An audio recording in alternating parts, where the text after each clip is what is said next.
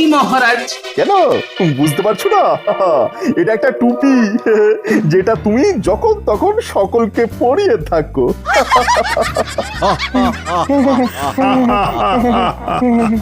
মহারাজ, শেষে আপনি কি না বেছে বেছে আমাকেই টুপি দিলেন?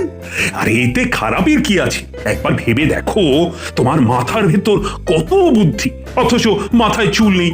চড়া রোদে তোমার মাথার ভেতরের বুদ্ধি যাতে শুকিয়ে না যায়, তাই তো এই টুপি। এখন থেকে সর্বদা এটা পরে থাকবে, বুঝলে? সর্বদং টুপি পরিতং রক্ষা করং আপনং বুদ্ধি। আচ্ছা, ঠিক আছে, আজ তো টুপি দিলেন, তবে আমার নামও গোপাল ভাঁড়। এই টুপি কিভাবে ঘুরিয়ে পড়াতে হয় সেটা আমারও ভালোভাবে জানা আছে। বুঝলে রানী, উপহার হাতে পেয়ে না গোপালের মুখের সে যা অবস্থা হলো, দেখলে না তো? তুমিও তাহলে হেসে ফেলতে। অনেকদিন বাদে বুঝলে, জুৎসই ভাবে গোপালের পেছনে লাগতে পেরে আজ আমি বড় আনন্দ পেয়েছি।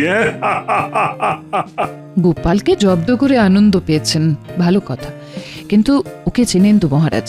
দেখবেন একদিন না একদিন ও ঠিক আপনাকে পাল্টা দেবে, তখন সেটা সামলাতে পারবেন তো? আসলে রানী, গোপালের বুদ্ধির কাছে হেরেও মজা, তাই তো মাঝে মধ্যে ওকে রাগিয়ে দিয়ে ওর ভেতরের বুদ্ধিটাকে আমি উস্কে দিতে চাই। সে আপনি যাই বলুন না মহারাজ, জন্মদিনের উপহার নিয়ে গোপালের সঙ্গে এমন রসিকতা করা আপনার যে একেবারেই উচিত হয়নি, এই আমি বলে দিলাম।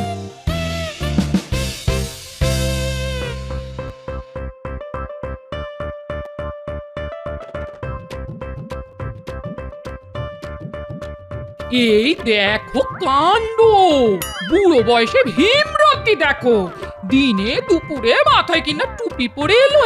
কি করব গিন্নি, মহারাজ তার জন্মদিনে এই টুপিটা উপহার দিয়ে বললেন মাথায় পড়ে থাকে। আমার মাথায় যে অনুপাতে বুদ্ধি, সেই অনুপাতে চুল নেই। হায় আমার কপাল, মহারাজ বললেন আর তুমি অমনি টুপি মাথায় দিয়ে নাচতে নাচতে চলে এলে। বুঝতে কি আর পারিনি গিন্নি, সবই বুঝতে পেরেছি গো। শুধু একটা সুযোগ আসতে দাও, এমন ঠকান ঠকাবো না মহারাজকে। না না, নতুন মন্ত্রীমশাই, গোপাল বড্ড বেড়েছে, সারাক্ষণই মুখে চ্যাটাং চ্যাটাং কথা। আর তার উপযুক্ত উত্তরও তো আজ পেয়েছো। সর্বসমক্ষে মহারাজ আর গোপালকে যা নাস্তানাবুদ করে ছেড়েছেন না। না না না, শুধু নাস্তা নাবুদ দেখে আমাদের সন্তুষ্ট হয়ে থাকলে চলবে না, তাই এমন কিছু একটা করতে হবে যাতে করে গোপাল একেবারে ল্যাজে গোবরে হয়ে এই কৃষ্ণনগর ছেড়ে পালাতে বাধ্য হয়। ঠিক আছে, তাই হবে। গোপালের এমন অবস্থা করব যাতে গোপালের এই চ্যাটাং চ্যাটাং কথা চিরকালের জন্য স্তব্ধ হয়ে যায়, মানে বন্ধ হয়ে যায়।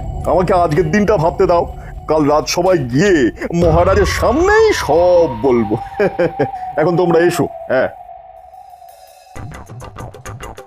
বাহ বাহ বাহ গোপাল, টুপিতে কিন্তু তোমায় মানিয়েছে বেশ। সে তো মানাবেই মহারাজ, তবে টুপি মাথায় দিয়ে বেশ একটা বুদ্ধিরও জোর পাচ্ছি মহারাজ। বটে, মনে হচ্ছে আপনার কথাই ঠিক, রোদের তাতে আমার বুদ্ধি আর শুকিয়ে যাচ্ছে না।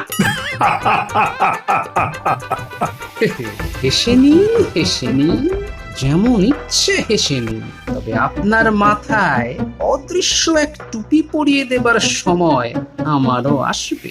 মহারাজ, এই রঙ্গরসিকতা ছেড়ে এবার কাজের কথায় আসা যাক। সেদিন আপনি আমার কাজকর্ম দেখবেন বলেছিলেন না, তাই আমি একটা অভিনব কাজের কথা ভেবেছি। অভিনব কাজ? বেশ বেশ, বলো শুনি। মহারাজ, আমি ভেবে দেখলাম যে আমাদের রাজ্যে গৃহপালিত পশু মানে গবাদি পশু কত আছে তার সংখ্যা কিন্তু আমরা কেউ জানি না। ঠিক কথাই বলেছ তুমি। সত্যি তো, আমার রাজ্যে কত গবাদি পশু আছে তার তো কোনো পরিসংখ্যানই নেই। আপনার অনুমতি পেলে সেই কাজটাই শুরু করতে চাই আমি। আচ্ছা মন্ত্রী, একটা কথা, এই পরিসংখ্যান আমাদের কোন কাজে লাগবে বলো তো? হে কি বলছেন মহারাজ, একটা রাজ্য কতটা সমৃদ্ধশালী সেটা তার গবাদি পশুর সংখ্যা দিয়েই তো বোঝা যায়।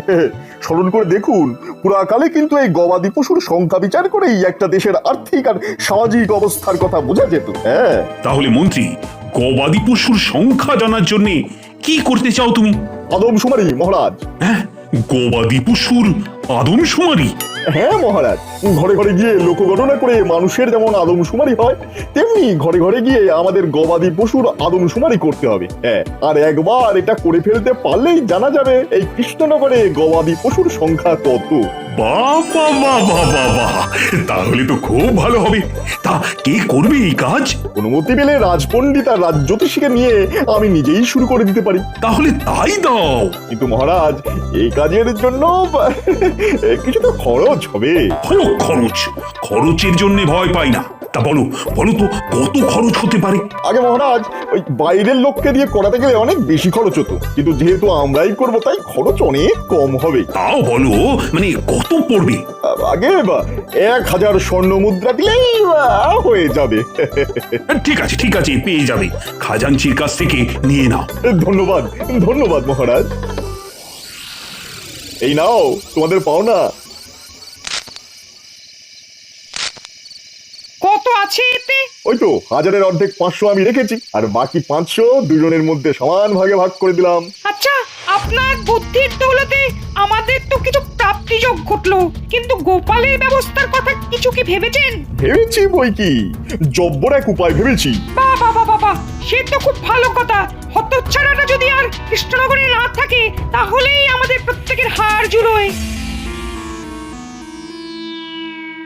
কি ব্যাপার, ভগবান, রাজপণ্ডিত আর রাজ্যোতিষী এখনো সভায় এসে পৌঁছয়নি কেন? মনে হয় উহারা করিয়াছে শুরু, একটি একটি করে গুনিতেছে গরু।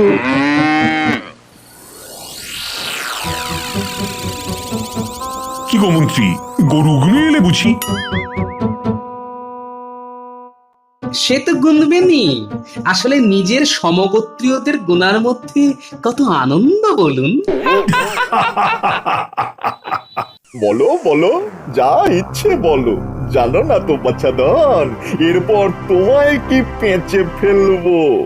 মহারাজ, ওই গবাদি পশু গুনতে গুনতে আরো একটা কাজের কথা মাথায় এলো। বাবা, আবার কাজের কথা?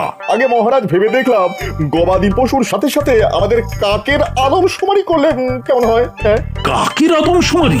হ্যাঁ মহারাজ, গুনে দেখতে হবে যে এ রাজ্যে কাকের সংখ্যা কত।